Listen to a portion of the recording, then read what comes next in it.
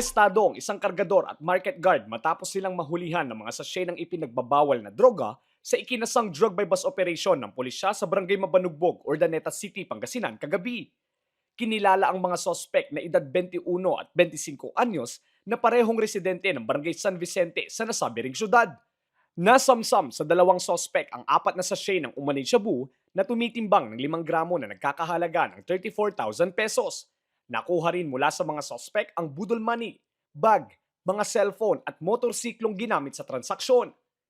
Ayon sa pulisya, kabilang sa high-value individual ang 25 anyos habang nasa listahan naman ng street-level individual ang 21 anyos na sospek. Matagal rin umanong minanmanan ang mga ito dahil sa kanilang illegal na aktibidad. Kahapon, meron tayong na-receive na information from confidential informants. So, nagsagawa agad tayo ng meeting kasama yung mga intel operatives natin, nagplano, at noong na-confirm na may maibibigay na droga, sinagawa agad yung operations.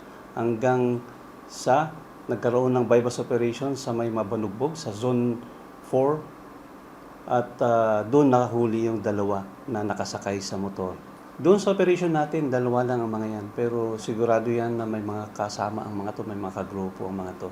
At yun pa yung isusunod namin na i-operate.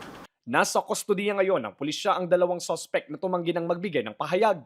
Mahaharap ang mga sospek sa reklamong paglabag sa Comprehensive Dangerous Drugs Act of 2002. Actually, bumababa yung mga intel natin sa barangay at kinakausap itong mga barangay na nakikita natin na may mga natitira pang mga suspect na nagbebenta. Kausap actually, may mga barangay din na tumatawag sa atin. Kasama dyan yung mga ibang sibilyan na tumutulong sa atin.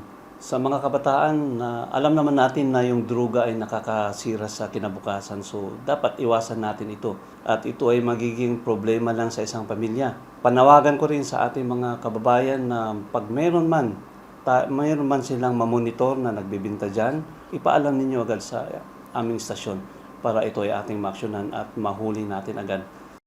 Lester Narag, Balitang, Solid North.